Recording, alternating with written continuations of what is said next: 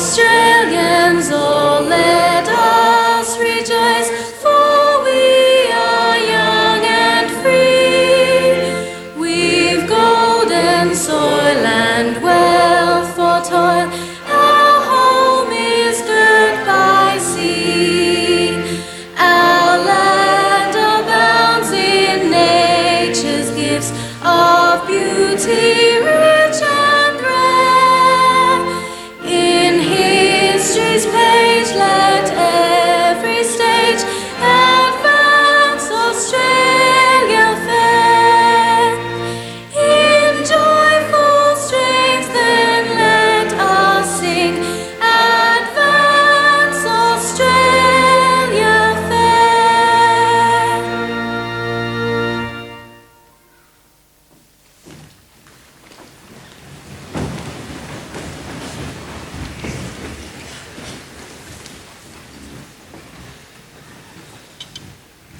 Vice-Chancellor, fellow council members, staff of the university, graduates, ladies and gentlemen.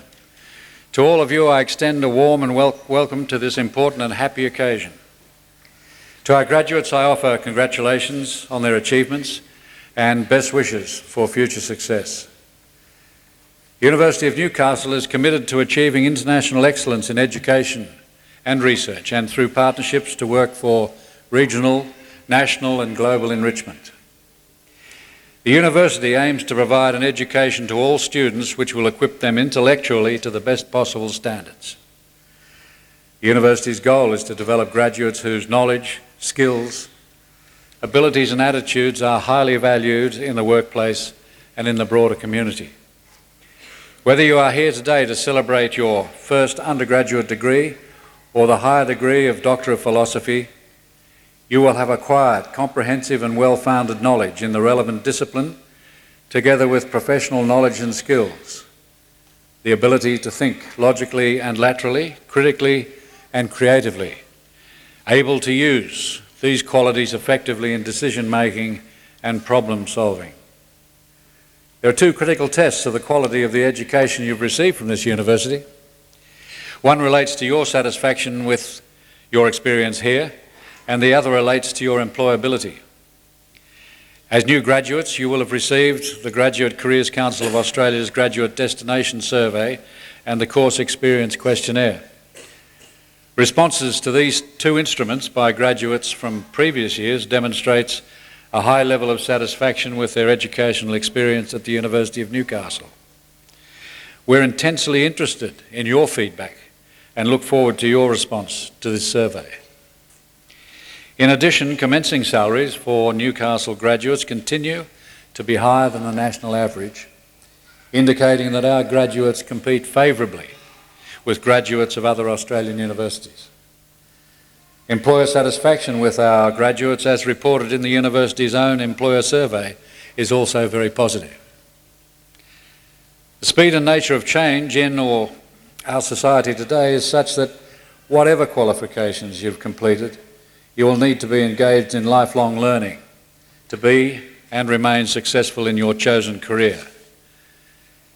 I'm confident that the skills which you've acquired during your study at this university will stimulate the continuous search for more knowledge and understanding. These in turn will equip you to make significant contributions to the local, national, and in the case of quite a few, I imagine, the international community. In the area of research performance, the university currently ranks 10th out of the 39 public universities in Australia, with a total annual expenditure on research projects, research scholarships and research infrastructure of about $36 million. This is an outstanding research achievement. I take this opportunity to remind those receiving their test statements today that as graduates of the university, you automatically become members of the graduate body, the Convocation. You thus join more than 50,000 other graduates worldwide and have an opportunity through elected representatives to become involved in the governance and development of your university. I hope you take advantage of that opportunity. I now call on Professor John Marley, Pro Vice-Chancellor, Faculty of Health, to present graduates from that faculty.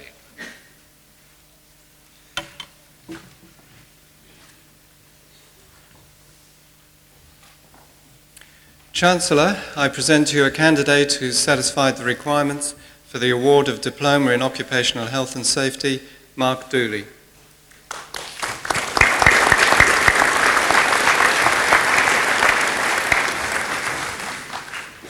Chancellor, I present to you graduates of the degree of Bachelor of Applied Science, Consumer Science, Heidi Adnam.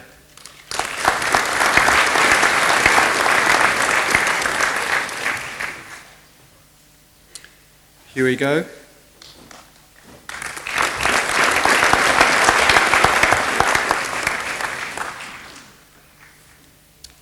Alison Host.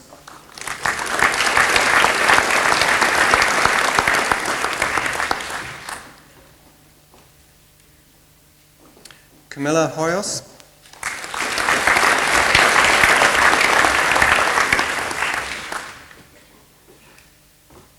Emily Mariera Hughes.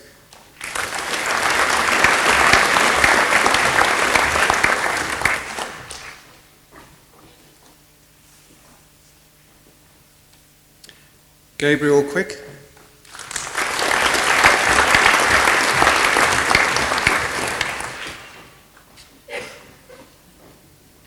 Rebecca Ram.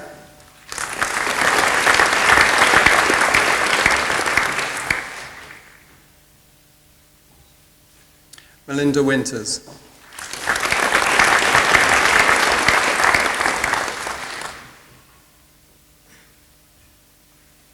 Chancellor, I present to you graduates of the degree of Bachelor of Applied Science, Consumer Science with Merit, Susanna Groves.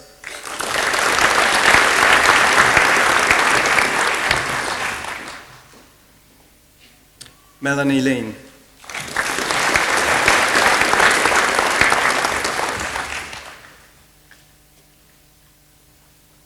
Chancellor, I present to you a graduate of the degree of Bachelor of Applied Science, Consumer Science with Honours Class 1, Fiona Stacey.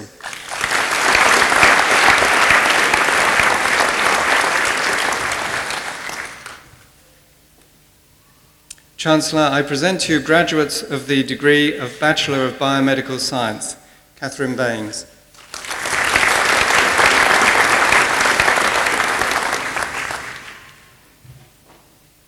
Linda Berry.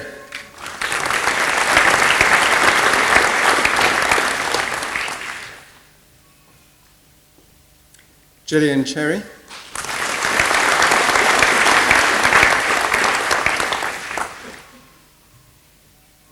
Sarah Corbett.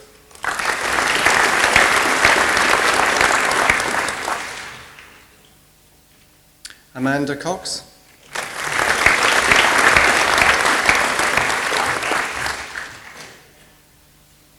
James Daniel.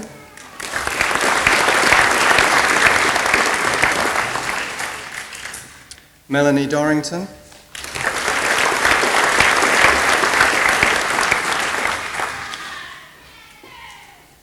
Angela Dunford.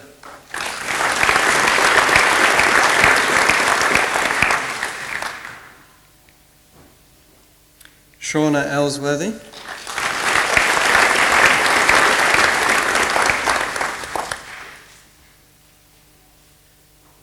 Nathan Field.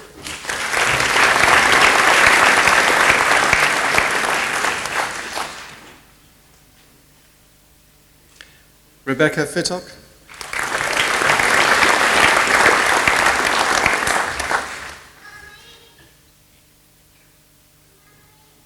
Erin Haley.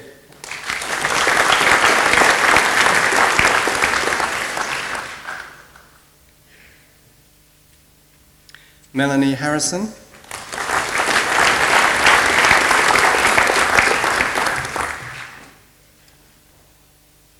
Rebecca Holmes.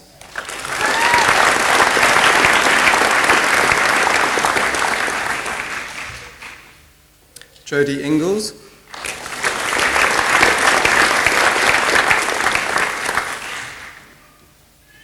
Jonathan Moore.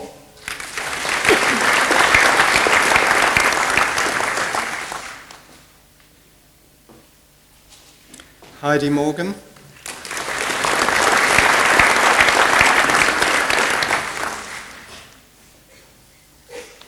Rachel Potts.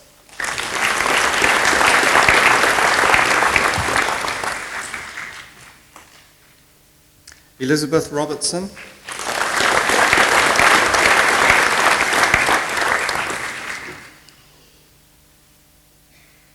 Catherine Scott.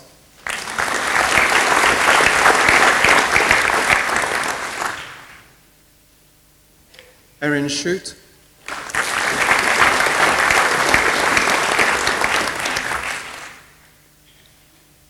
Erin Stalenberg.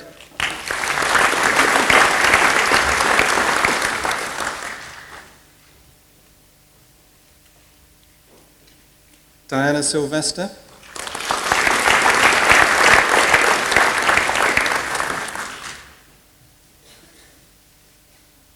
Kelly Ann Taylor.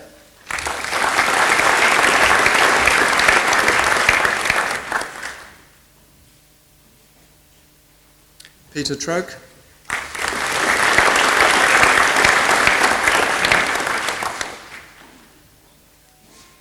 Evita Tully.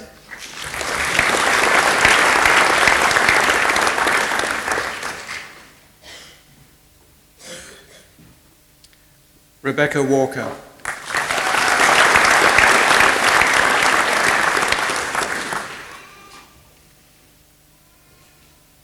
Chancellor, I present to you graduates of the degree of Bachelor of Biomedical Science with Honours Class 2, Division 1, Nicola Bowden.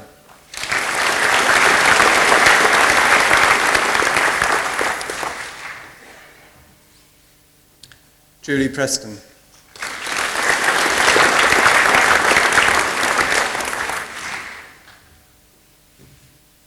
Chancellor, I present to you graduates of the degree of Bachelor of Biomedical Science with Honours Class 1, Aaron Camp.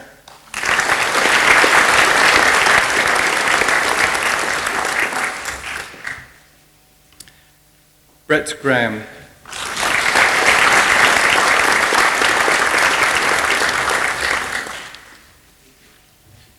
Chancellor, I present to you graduates of the degree of Bachelor of Health Science, Nutrition and Dietetics, Christine Ball.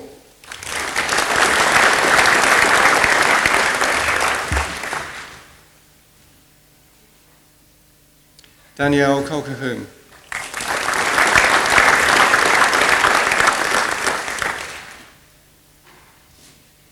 Alicia Fendick.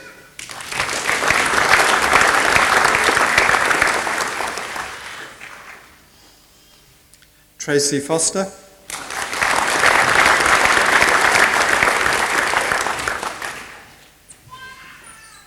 Alison Holland.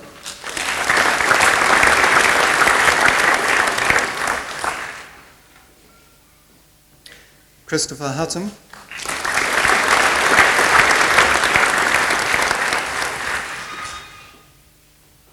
Christopher Jarrett.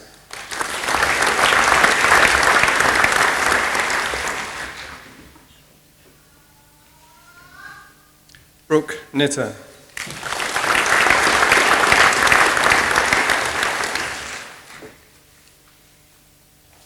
Chancellor, I present to you graduates of the degree of Bachelor of Health Science, Nutrition and Dietetics with Honours Class 2, Division 1, Melanie Burgoyne.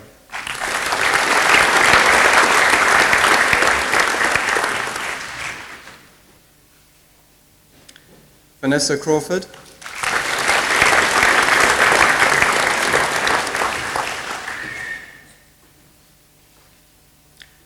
Louise Cons.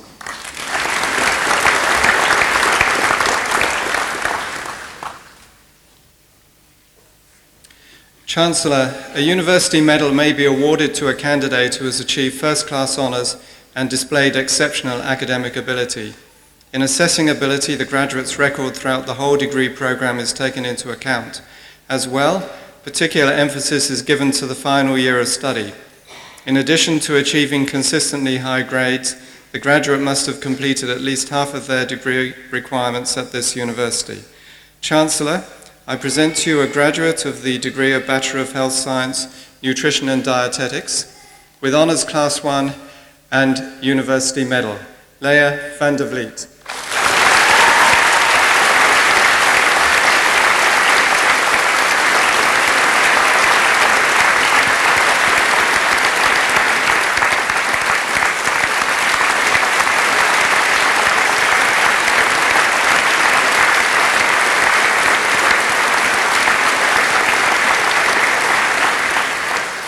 Chancellor, I present to you graduates of the degree of Bachelor of Medical Radiation Science, Diagnostic Radiation.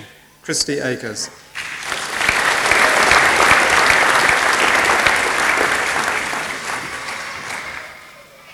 Priscilla Ang.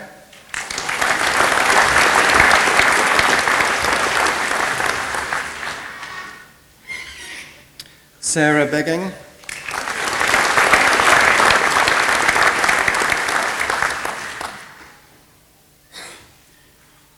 Naomi Bell.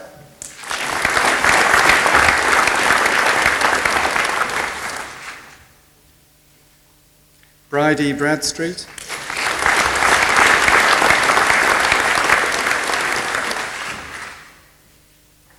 Aaron Budden.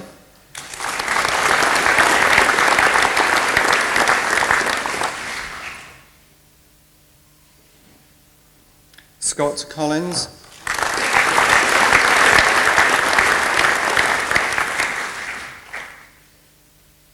Paul Cracknell.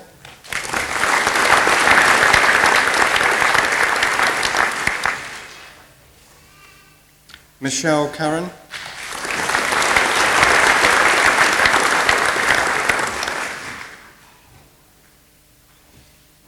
Simone Dornbos.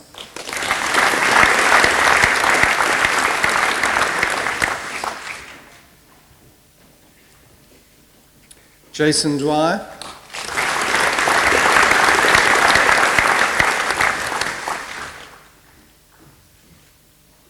Matthew Erskine.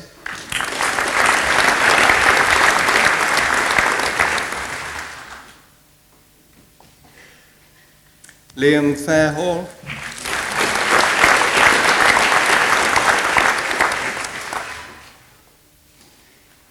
Michelle Foxon.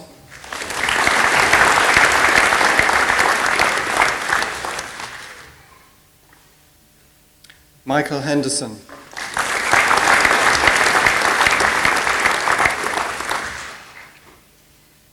Leah Herbert.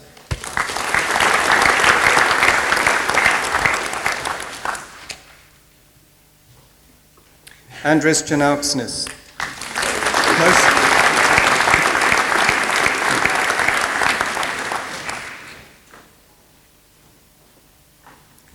Amanda Kirshner.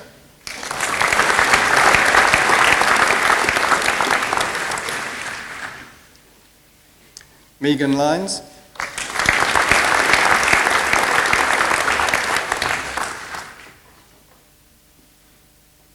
Adam Loveday.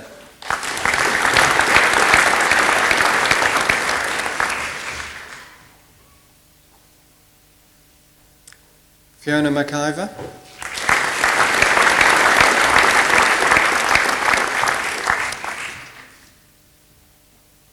Shane Marriott.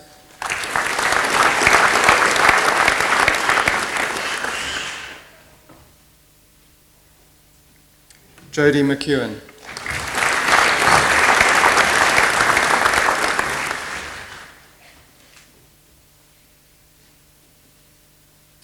Moses Masutsang.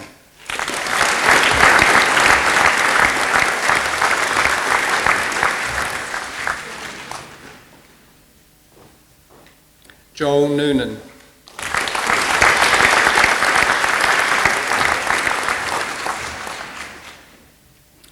Melissa Saunders.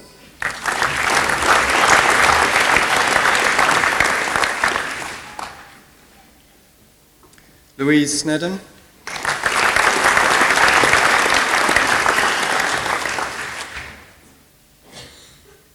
Kate Stambridge.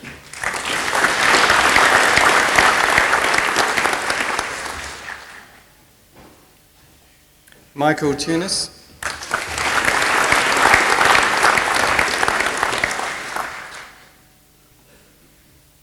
Megan Thompson.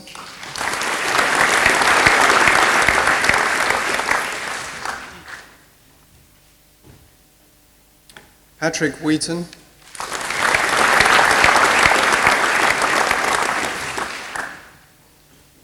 Duncan Whiteside.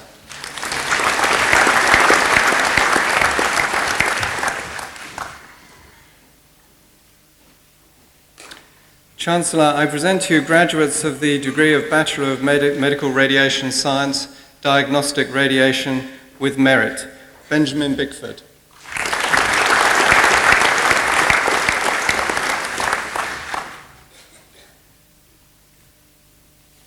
Elisa Brown.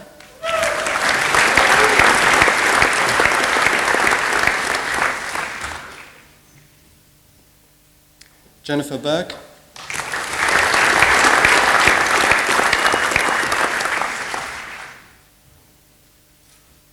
Brooke Horsfall.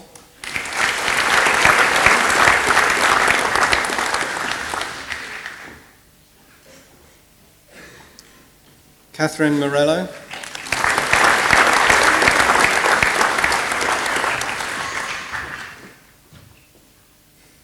Talia North.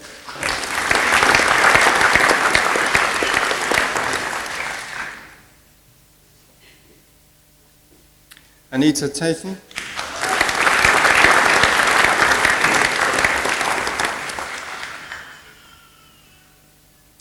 Kelly Thornbury.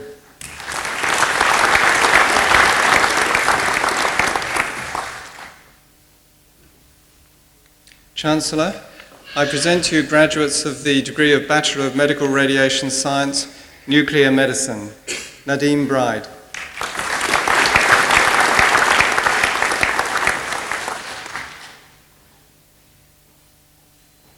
Anthony Kerr.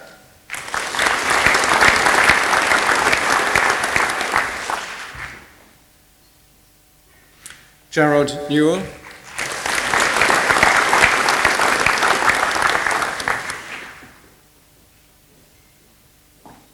Michael Newson.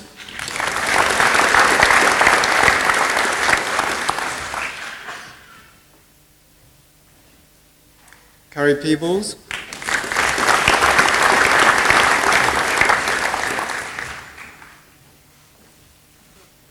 Kevin Picton.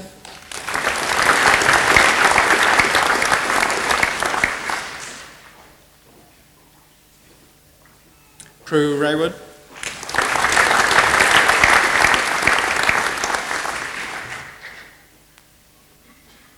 Stuart Seo.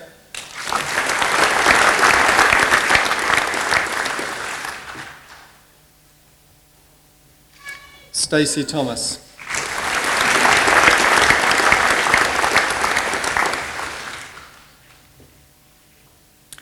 Chancellor, I present to you a graduate of the degree of Bachelor of Medical Radiation Science, Nuclear Medicine with Merit, Kim Gendron.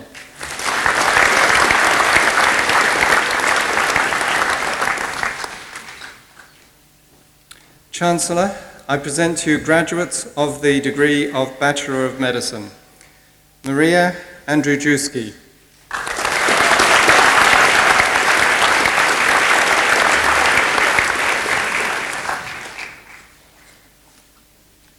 Patrick A.O.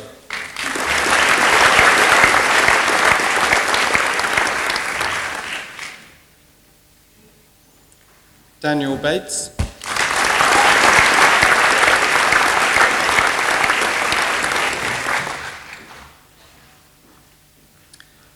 Inga Baumgartner.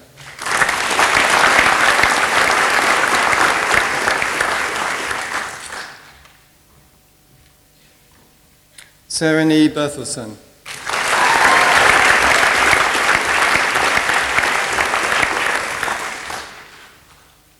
Pascal Bouhader.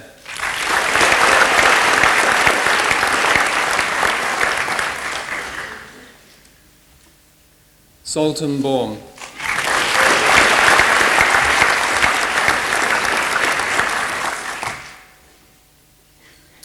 Julie Brown.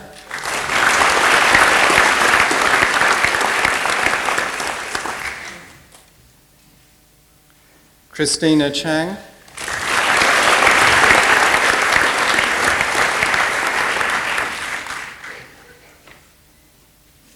Ellen Clark.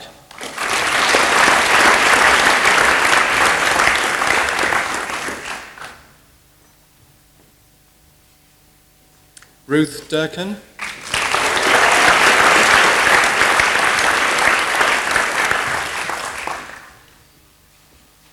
Christopher Dunkley.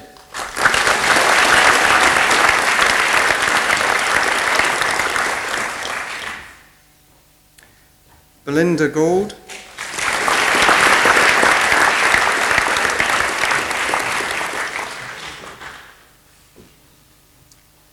Amy Halley.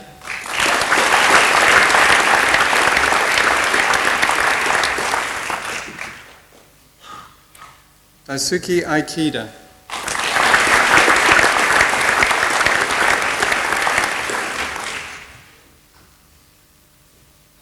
Alice Illingworth.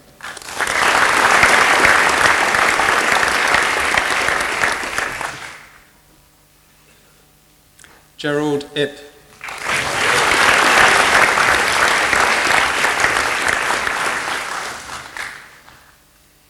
Rod James.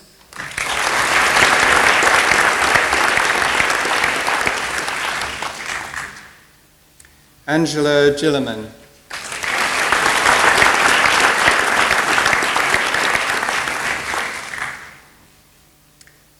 Melissa Judd.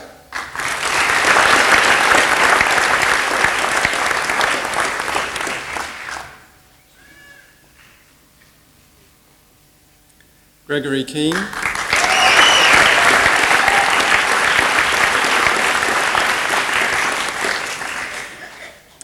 Reshma Keraj.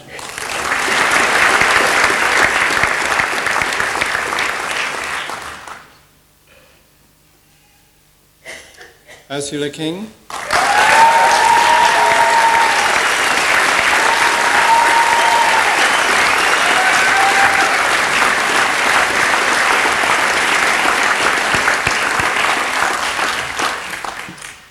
Alison Lavelle.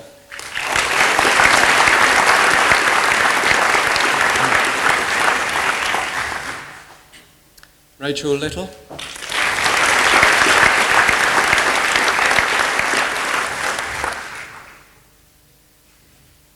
Winston Lowe.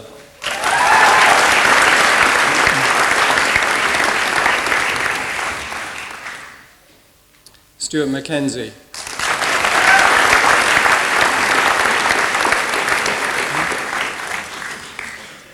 Chancellor, I'm just going to depart for a moment from tradition and be just one of the really proud parents here today, because I'm absolutely delighted to be presenting to you as the next graduate, my son David Marley.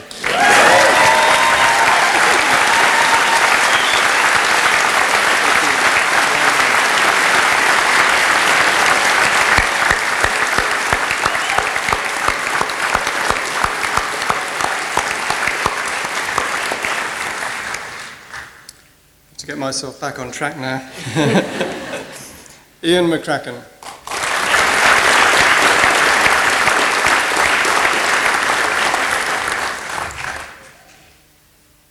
Stephen McLaughlin.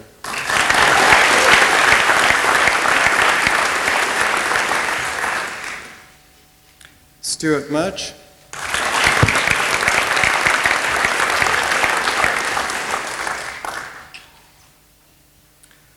Mark O'Reilly.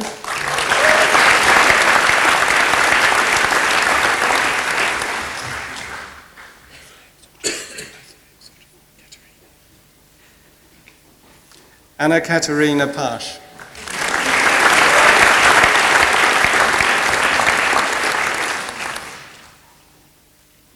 Siobhan Queenan.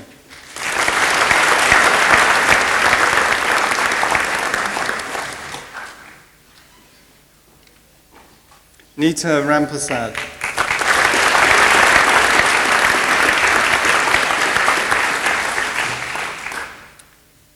Jeff Regnis.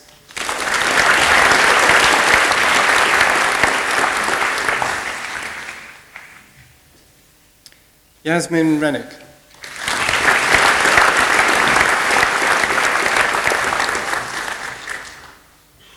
Craig Richards.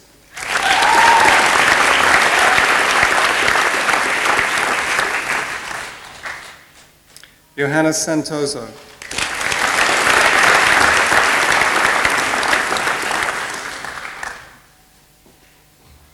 Timothy Tan.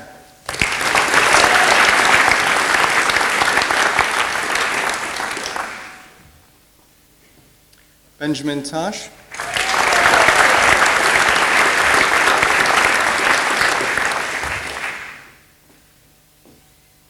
Edward Tong.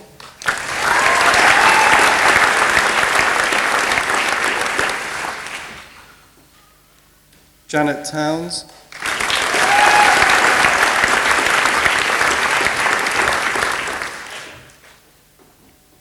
Olga Utkina.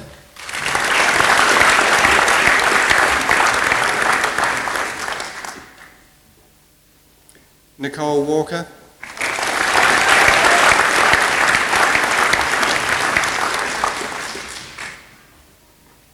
Amy Weber.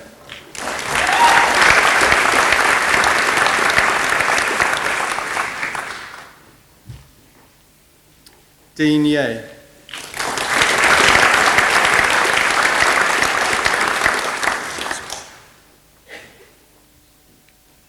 Chancellor, I present to you graduates of the degree of Bachelor of Medicine with Honours. Matthew Carroll.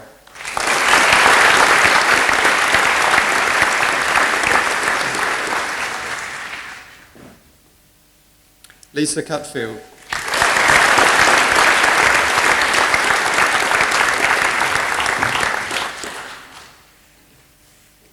Pedro Diaz.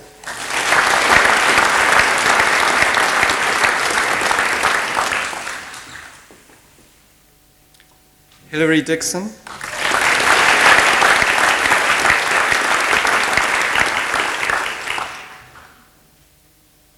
Louise Hales.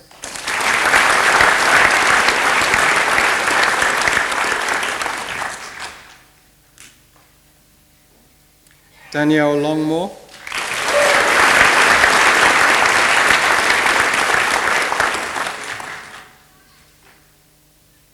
Robert MacDonald.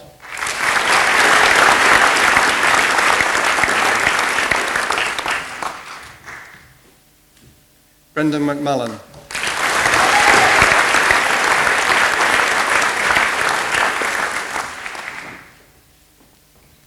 Paul Scott.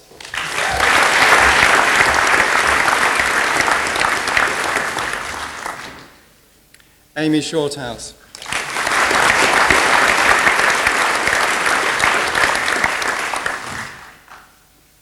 Susan Smith.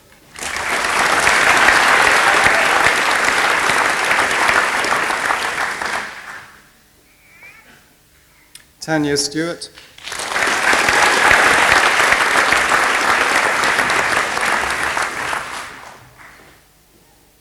Sally Stokes.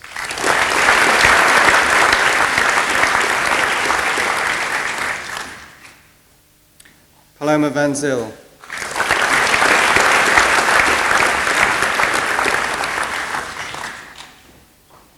Lindy Jane Viviers.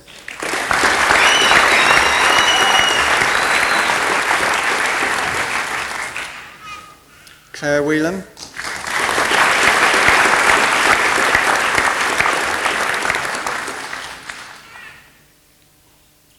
Simone Williamson.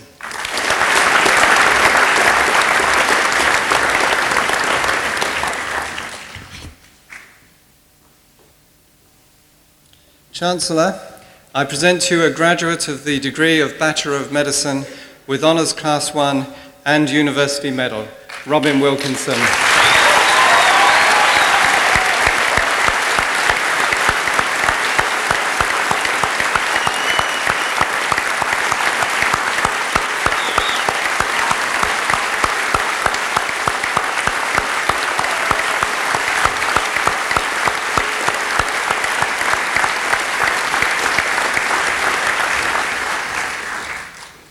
Chancellor, I present to you graduates of the degree of Bachelor of Occupational Health and Safety, Nathan Back.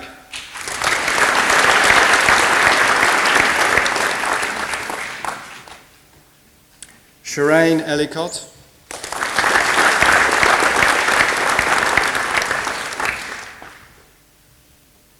Clayton Harrison.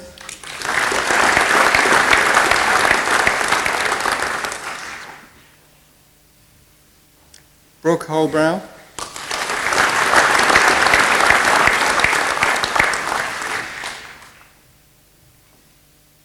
Charmaine MacDonald.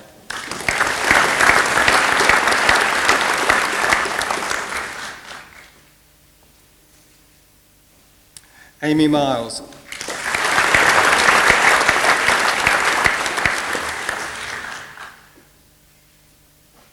Simon Mitchell.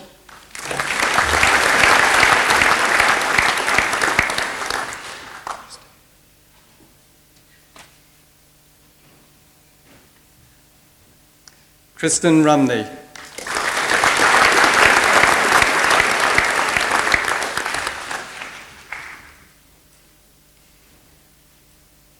Craig Stafford.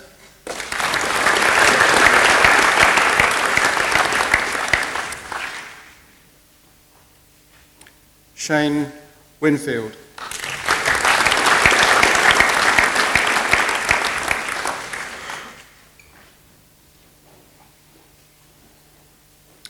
Chancellor, I present to you a graduate for the award of the degrees of Bachelor of Occupational Health and Safety and Bachelor of Social Science. The graduate has studied for both awards simultaneously. Edward Lamy.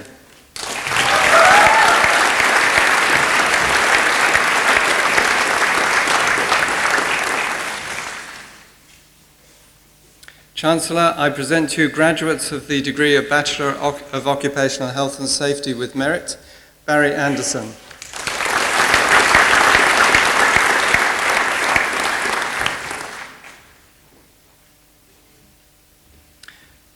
Philip Denton.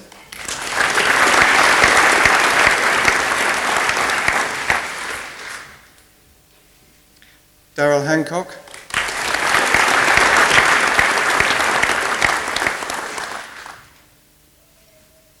Andrew Lange.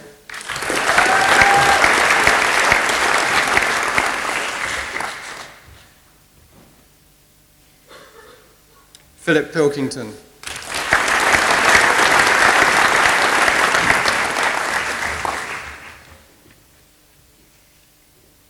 Chancellor, I present to you candidates who satisfied the requirements for the award of Graduate Certificate in Occupational Health and Safety. Elena Rodriguez.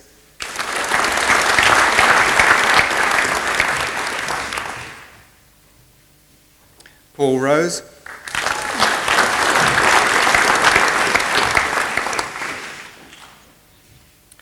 Randy Santos.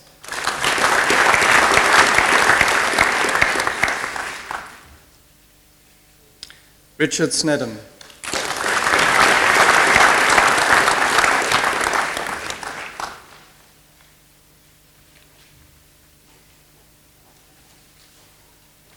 Chancellor, I present to you a candidate who satisfied the requirements for the award of Graduate Certificate in Sports Nutrition, Peter Foster.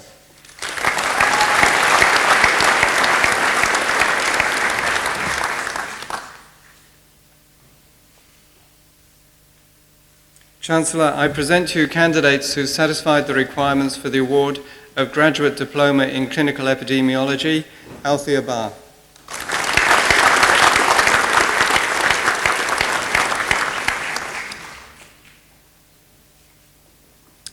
Jennifer Garner.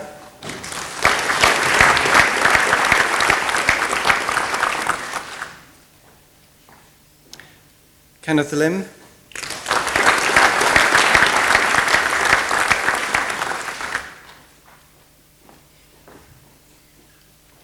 Monique Stone.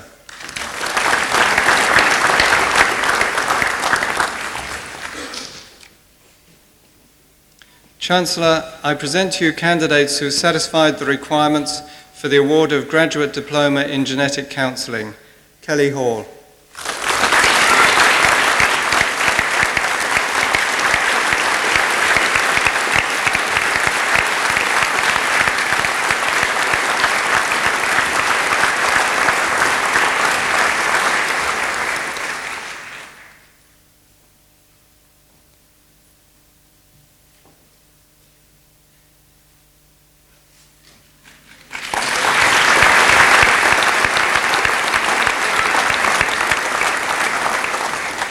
Jasmine Hessel.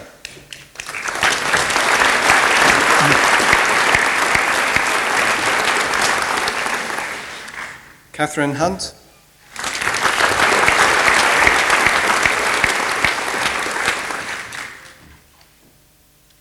Yvonne Lynch,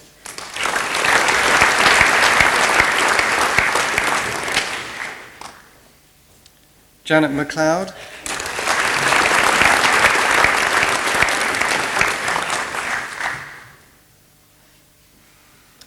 Angela Overkov,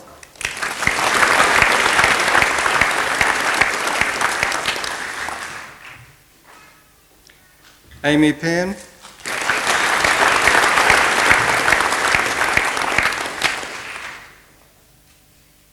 Catherine Porter,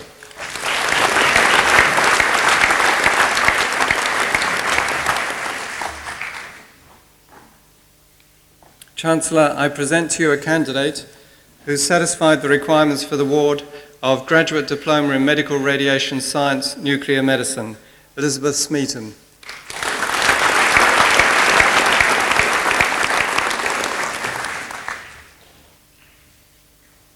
Chancellor, I present to you a candidate who satisfied the requirements for the award of Graduate Diploma in Medical Statistics, Peter Graham.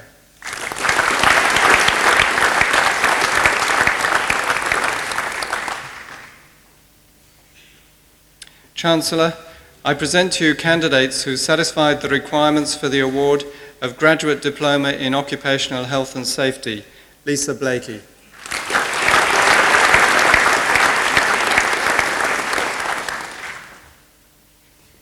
Janine Coleman,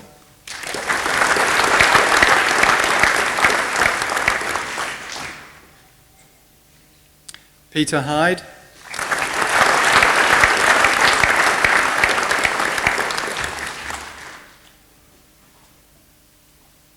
Janet Lee,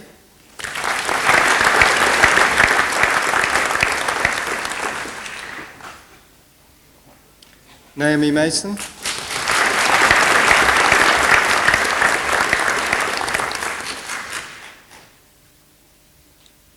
Matthew Moon,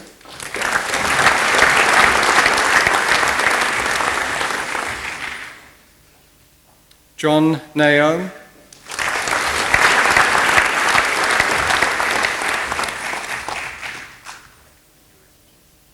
Greg Patterson,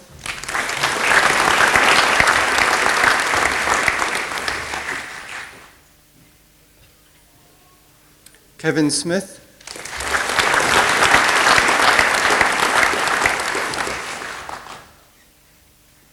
Kathy Sorensen,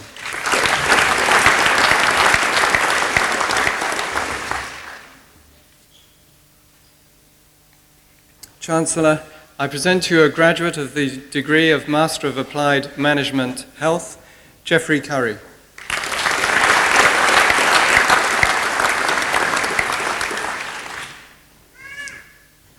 Chancellor, I present to you a graduate of the degree of Master of Medical Radiation Science, Nuclear Medicine, Janelle Wheat.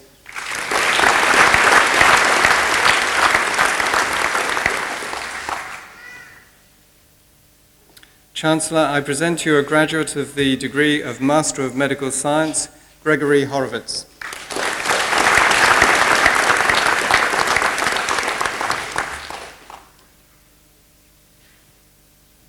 Chancellor, I present to you graduates of the degree of Master of Medical Science, Clinical Epidemiology, Josephine Boucher.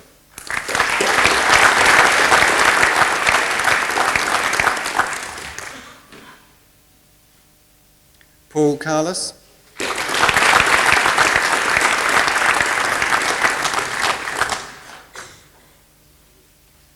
Alison Colley,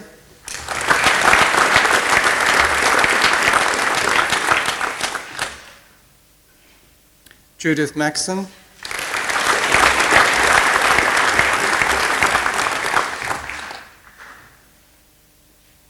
Rajam Martin,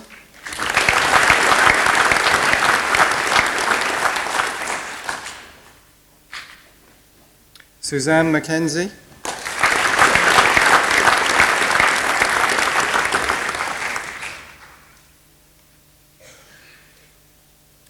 Brian Robinson,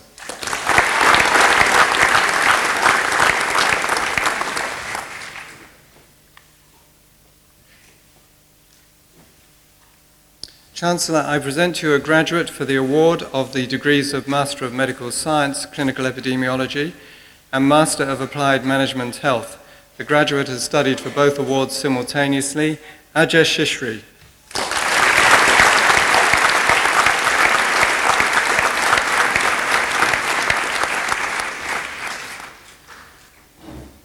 Chancellor, I present to you graduates of the degree of Master of Medical Science, Health Promotion. Melanie Kingsland.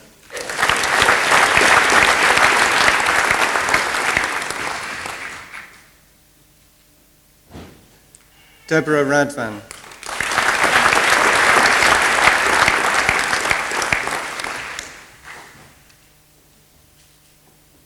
Chancellor, I present to you graduates of the degree of Master of Medical Statistics, Stephen Bowe.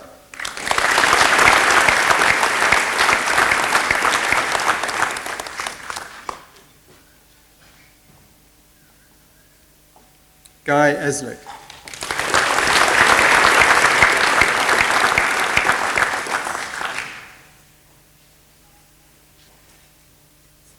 Chancellor, I present to you a graduate of the degree of Master of Occupational Health and Safety, Diana Rose.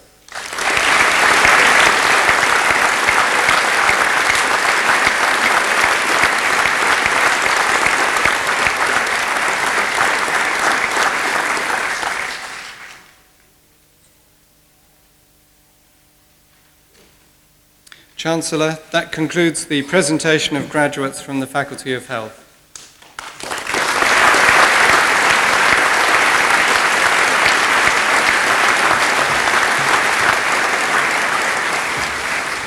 I call on Professor Ron MacDonald, Deputy Vice-Chancellor Research, to present research higher degree graduates.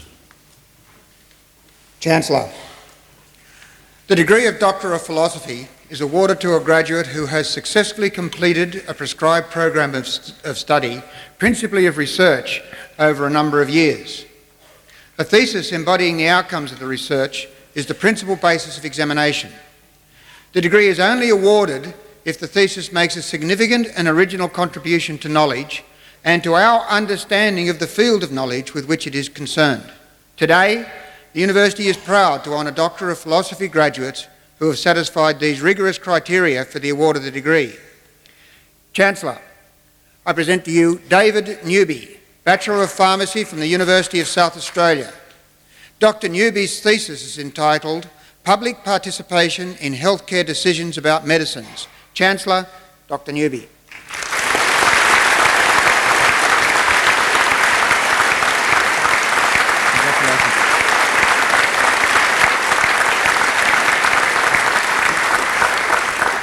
Chancellor, I present to you Jane Robertson, Bachelor of Pharmacy from the University of Queensland, Master of Medical Science from this university.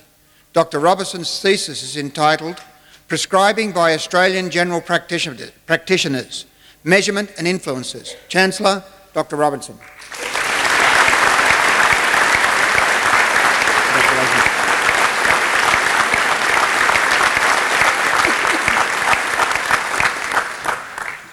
Chancellor, I present to you Lisa Wood, Bachelor of Science and Bachelor of Science with Honours from the University of Sydney.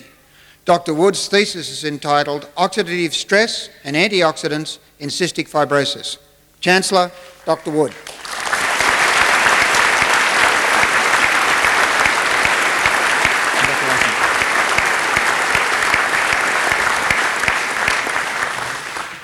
Chancellor, I present to you Wang Yang, Bachelor of Medicine from the West China University of Medical Sciences. Dr. Yang's thesis is entitled Prediction of Mortality in Patients with Acute Stroke. Chancellor, Dr. Yang.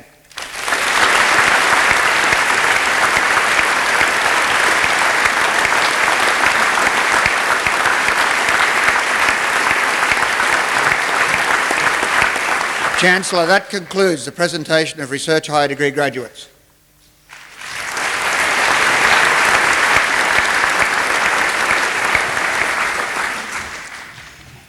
I now call upon the Vice-Chancellor, Professor Roger Holmes, to present a candidate for an honorary degree.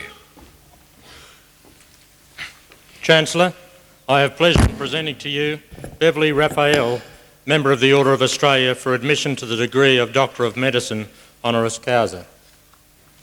Chancellor, Beverly Raphael was one of 3 children born in 1934 in Casino, New South Wales.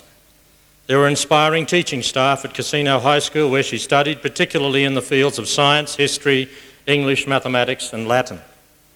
In 1951, Beverly completed the Leaving Certificate with first-class honours in science, physics and chemistry, and was second in the state.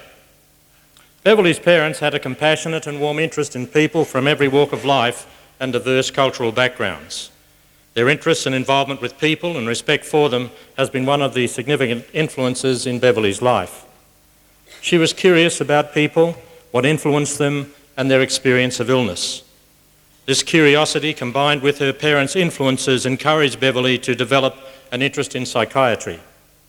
A friend of Beverly's father, a psychoanalyst, lent her books authored by a wide range of authors in the mental health field. However, Beverly's ambition was always to undertake a career as a medical practitioner, working with people in their homes and their communities. In 1952, Beverly achieved an exhibition to study medicine at the University of Sydney. She lived in the Women's College and had an intense and growing interest in the clinical aspects of medical undergraduate work, and in particular, the people she met as patients. After graduating with a Bachelor of Medicine and Bachelor of Surgery degree from the University of Sydney, Beverly went into general practice. She found this to be exciting and interesting work, working in a group practice and undertaking locums, while maintaining an ongoing interest in people and what influenced their experience and well-being. Beverly subsequently accepted a registrar position at Royal Prince Alfred Hospital and trained with Professor David Madison, Professor of Psychiatry. Professor Madison encouraged Beverly to gain a wide range of experience, to commence psychiatric research in a community study of prevention and intervention with widows who are at a high risk from following conjugal bereavement. He played a pivotal role in Beverly's career development and the direction she pursued in academic psychiatry.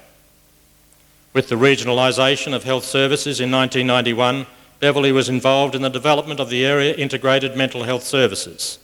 This work extended Beverly's interests in mental health services, in particular the mental health needs of children and adolescents and those facing crises and disasters. From 1978 to 1986, Beverly was the Foundation Professor of Psychiatry at the University of Newcastle, working with Professor David Madison, who was the Dean of the Medical School. In this role, she facilitated the development of a problem-based curriculum in psychiatry and a curriculum for undergraduate medical education. Beverly also made significant contributions to areas of study, such as human behaviour and mental health. She performed the role of regional advisor in psychiatry to the Hunter Health region. This included community health, mental health services and consultation liaison services at the Royal Newcastle and Newcastle Mater Misericordia hospitals. Beverly had a profound impact not only on the direction of mental health studies at the university, but also the direction of mental health services in the region. In 1987, Beverly was appointed as Professor and Chair of the Department of Psychiatry, University of Queensland, and the Director of Psychiatry at the Royal Brisbane Hospital, the first to be conjointly appointed in the Faculty of Medicine at the University of Queensland. She was involved with the development, review, expansion and management of psychiatric services within the Division of Psychiatry. The services encompassed psychiatric emergency services, consultation liaison, intensive care, psychiatric rehabilitation, and 3 general psychiatric wards. In 1991, with the regionalisation of health services, Beverly was involved in the development of the area integrated mental health services. Beverly continued to develop her research interests in bereavement, psychological trauma, disasters, the mental health of young people, mental health and substance abuse, and prevention. She encouraged numerous postgraduate students over these years in Newcastle and Brisbane. 9 of these students now hold various professorial appointments in Australian universities. At a national level, Beverly has been President of the Royal Australia and New Zealand College of Psychiatrists, Chair of the Mental Health Committee of the National Health and Medical Research Council, Chair of the National Mental Health Working Group, and has chaired or led many other national initiatives. She is currently a member of the Repatriation Medical Authority. Beverly also holds the title of Emeritus Professor from the University of Queensland and has professorial affiliations with the University of Newcastle and the University of Sydney. Throughout her work, Beverly has held academic positions which have involved substantial responsibility for service delivery. Beverly is currently the New South Wales Director of the Centre for Mental Health, which oversees all mental health services in New South Wales. Beverly has restructured the centre to promote key units to support policy functioning. She has also been fortunate to be involved with Pat Delaney in the development of the National Aboriginal Mental Health Policy entitled Ways Forward. This strategy has formed the basis of national developments for Aboriginal mental health. Beverly has been a consultant to the World Health Organization on postgraduate psychiatric education in China and more recently on the mental health aspects of disasters. She has also been involved as a consultant to the United States National Institute of Mental Health and other bodies with respect to the development of protocols for response to mass violence. Beverly Raphael is one of the leading psychiatrists in the world today and maintains her link with the Hunter region. She continues to pursue clinical and research interests in the spheres of women's, children's and adolescent mental health, psychological trauma, bereavement and transcultural mental health.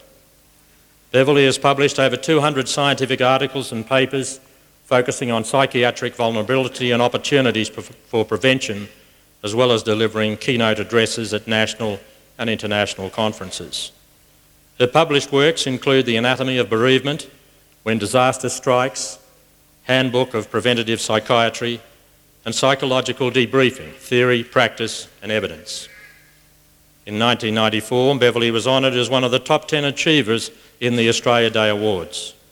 In 1984, in recognition of her contributions to the area of mental health, Beverly Raphael was awarded the Member of the Order of Australia. Chancellor, it is with great pleasure that I present to you Beverly Raphael, Member of the Order of Australia, Bachelor of Medicine and Bachelor of Surgery from the University of Sydney, Doctor of Medicine from the University of Sydney, Fellow of the Royal Australian and New Zealand College of Psychiatrists, Fellow of the Royal College of Psychiatrists, Fellow of the Academy of Social Sciences of Australia, and Fellow of the American College of Psychiatrists for the award of the degree of Doctor of Medicine honoris causa.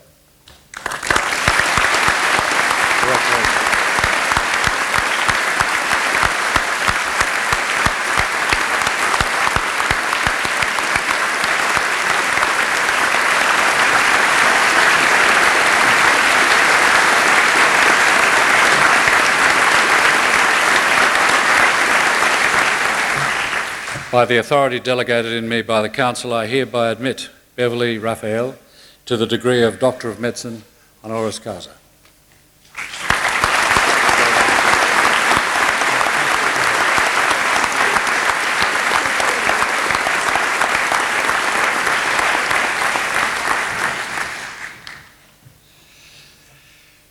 We will now hear a musical item presented by Michael Davison. Michael Davison is one of Australia's leading performers on the didgeridoo, and he is a master's student here at the Conservatorium.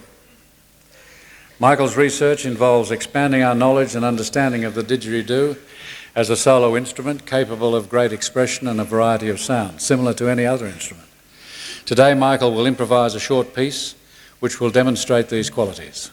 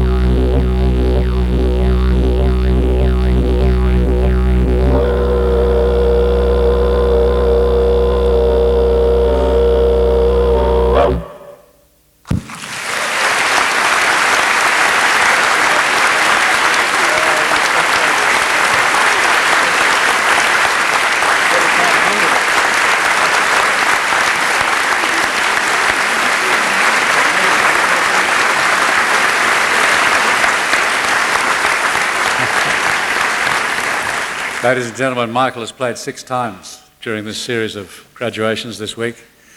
Each time an original composition, and each time a totally different range of sounds. Absolutely brilliant.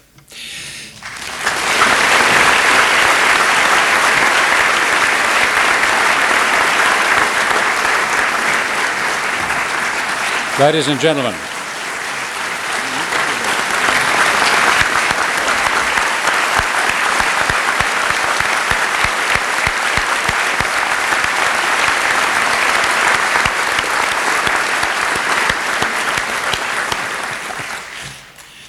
ladies and gentlemen, it gives me great pleasure to invite Dr. Raphael to deliver the occasional address.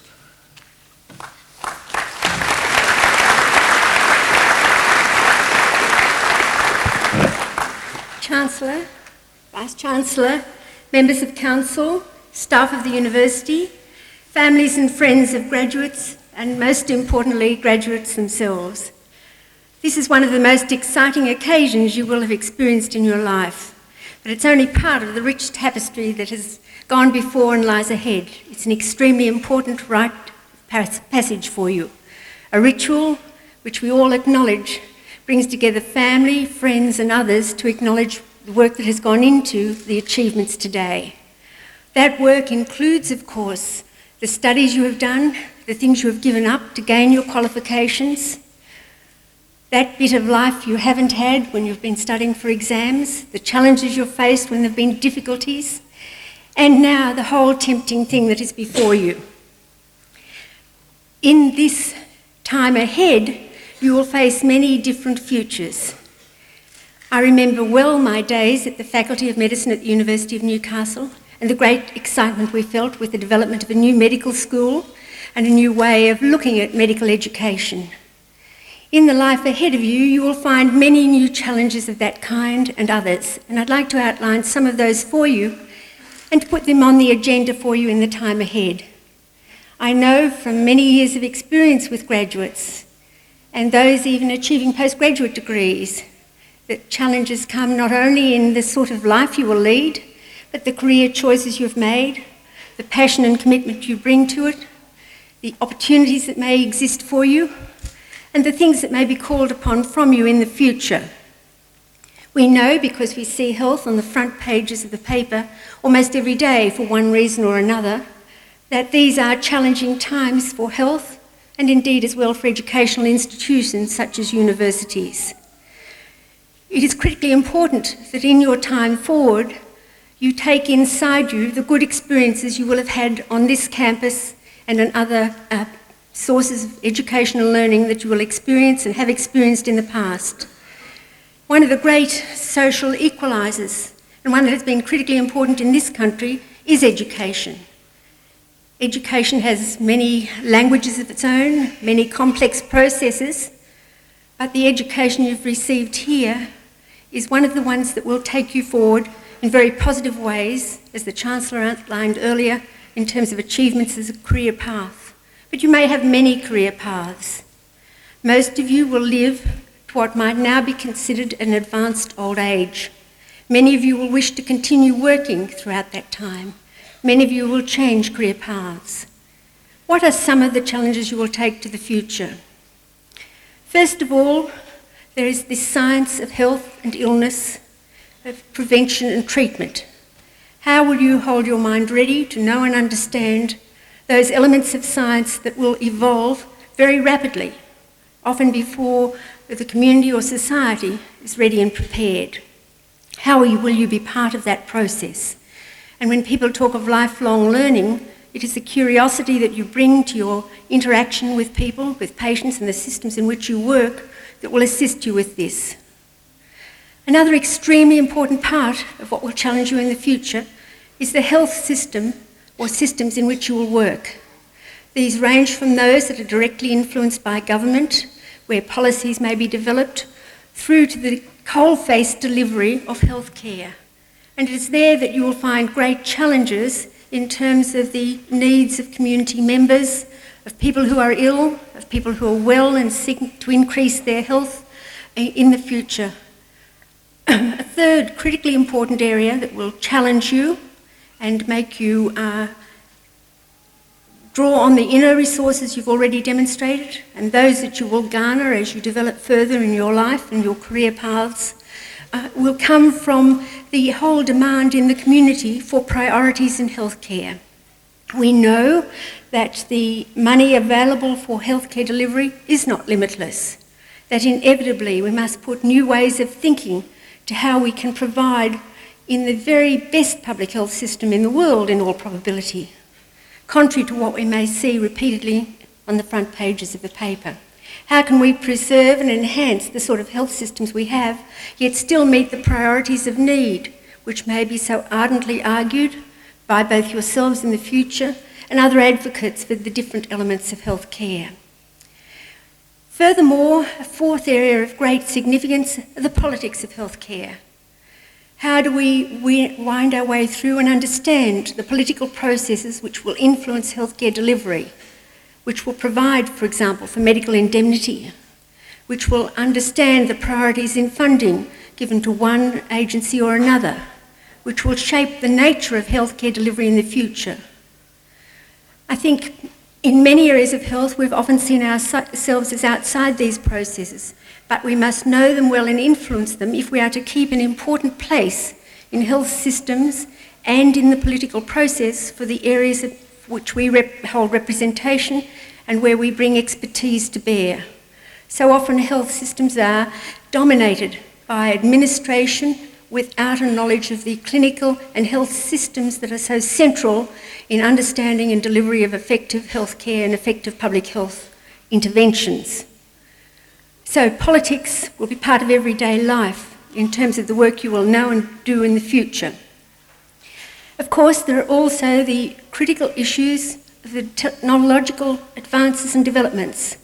And we know a great deal about the emerging field of genetics, the new devices for screening and scanning and for surgical procedures in the field of medicine, how one keeps an appraising and ongoing knowledge of these advances and has the capacity to understand the influence that may be publicising them, how one comes to understand and know and have good value judgments about what will be important for the people for whom one is responsible. Emerging trends in health demand are also important issues. Amongst these are the new epidemics that we see frequently before us, the challenges of an increasingly ageing population, the old person who is well, the challenges of dementia, and most particularly, as a worker in the mental health field, I must comment on our capacity to respond to these very significant epidemic in the mental health field, a knowledge which we have had but set aside in the past, an understanding of mental ill health, the problems of mental health and how they affect each one of us. Because with 1 in 5 Every person and every family is touched in some way.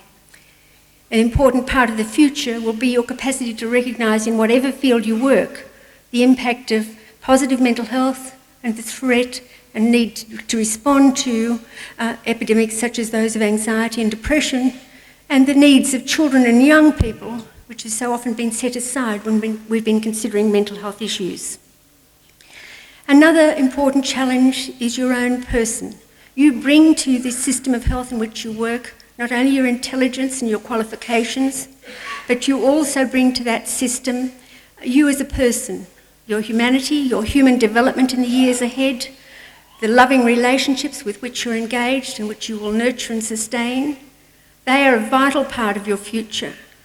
So often in professional work, in the health system where demand seems endless, we have a challenge just in taking care not only of the well-being of others, but the well-being of ourselves. We have developed in New South Wales a doctor's mental health policy, and we're now working on a mental health policy for nurses, so that professionals themselves learn to live and work with a positive regard for their mental health and well-being as one of the critical, effective tools they take to their healthcare industry and their contribution to it in the future. Importantly, in the future is knowing your assets and your strengths and the tools you take to deal with the challenges that will lie ahead. Flexibility is a critical one because inevitably there will be change, and the change will be both social, technical, and in many other spheres of your life. How will you develop a strong repertoire which is flexible and responsive and allows you to make the best of change and to influence it in positive ways? Another critical issue is your mind. All of you have very good minds, as you've shown by the achievements to date. Looking after your mind and your brain, because bad things can happen to both, are critical things for the future. Your loved ones. None of us is effective and successful without the nurturance and affection of relationships, both in a two-way sense. The families, the loved ones, the network of friends we have nurture and sustain us through the times of adversity that are inevitably part of life. We have many threats in the future, ranging from the growing world population, environmental issues and the challenge of the environment. We also have threats of terrorism. We have challenges which can make us into an anxious society.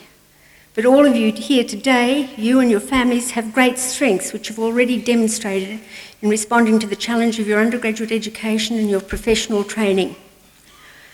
When you go on into the future, holding true to the sense of self, taking care of yourself and your loved ones, remembering the critical issue of social justice.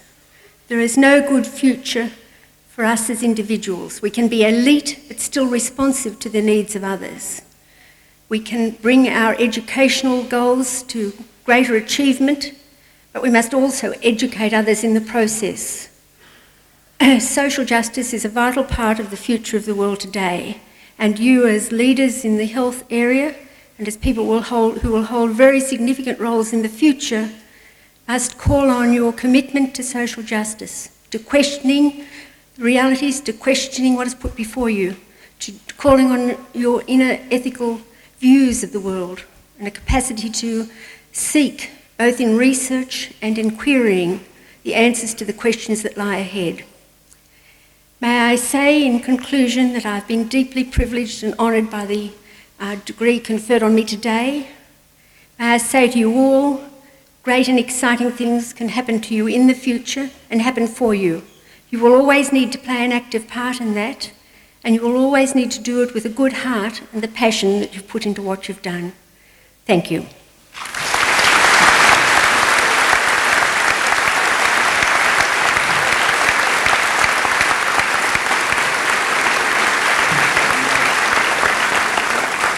Thank you very much, Dr. Raphael, for those extremely inspiring words.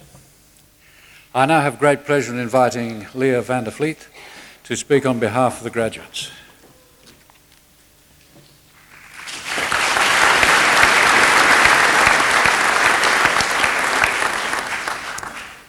Chancellor, Vice-Chancellor, members of the Council, staff of the University, families and friends of graduates, and most importantly, to my fellow graduates. I ask you to cast your mind back to your first day at university and try to recall how you felt. Were you apprehensive, hopeful, anxious, or optimistic? Back then, graduation seemed an eternity away, the finishing line to a marathon. How long 4 years seemed for me, and yet how quickly it has actually passed. And as I sat down to pull my thoughts together to prepare this speech, I was forced to ponder, what does graduation mean to me? And I pose that question now. What does this day mean to you? To me, graduation symbolises the end, and paradoxically, the beginning. I myself was fortunate enough to get a job straight after university and was too caught up in the moment to realise it was all actually over. It wasn't until I went to sign as a student dietitian that it hit me. I was now a real dietitian, the real thing, and had been elevated in status to the next level. Then came the revelation of what I had actually accomplished. Today is the day that everyone here recognises our achievements, but most importantly, we need to reflect ourselves and recognise that we have achieved something very special. And we are all involved in one facet of the protection and promotion of health and well-being in an industry dominated by such concepts as evidence-based and best practice. We must seek new knowledge, question what we know, and turn research into practice. But this is not new. This is the foundation of our learning, and we simply take these skills and apply them in a new setting, the real world. On an objective level, we see that we can make a difference, and subjectively, we learn the value of life. However, in saying that, today is also a bittersweet experience. Part of me is very glad that it's over. No more assignments that always seem to be due at the same time. Searching for a park, the hordes of mosquitoes, and that horrible feeling of guilt that you had when you knew you should be studying, but you were actually doing everything but that. At the time, these seemed such major issues, but now I look back and laugh and think those were the days. Now we leave our past behind and look to the future. Today's the day when it is really all over. And over the past years, we have been safe in the knowledge that our futures consisted of travelling through our respective degrees, but now our paths are not so predetermined. We have left the security of university behind and we've been set free. We have to choose in which direction we choose to travel from now on. One thing remains though. This room is full of graduates who have come from across the world, united by a passion to learn and study in their particular area of interest. Now, as we go our separate ways, we are still united by the experiences that have brought us together, and always safe in the knowledge that you are not alone. The crux is that as we move on now, we face the same challenges, but still together. So I must admit that as much as my friends and I look forward to graduation today, from an academic perspective, it was also recognised as a time that we would be together again. And that's what I will miss the most. The friendships and the good times that we had here. The friends I have made are friends for life. And I did not realise that I took our time here at university for granted until now. So, as we walk away today, having now officially ended our time at university, remember that we leave with more than a degree. We have not just had the opportunity to gain skills and knowledge in our chosen field, but we have also had the opportunity to learn about ourselves. We have grown and developed from the people that began studying here all those years ago. It has shaped us. And we say thank you to all of the people here because we could not have done this without you. So although this experience has come to an end, it is also the beginning. Embrace what we have achieved and don't be afraid to be proud. Continue to give your best, accept the challenges, and never stop learning. Face the future. Live. Thank you.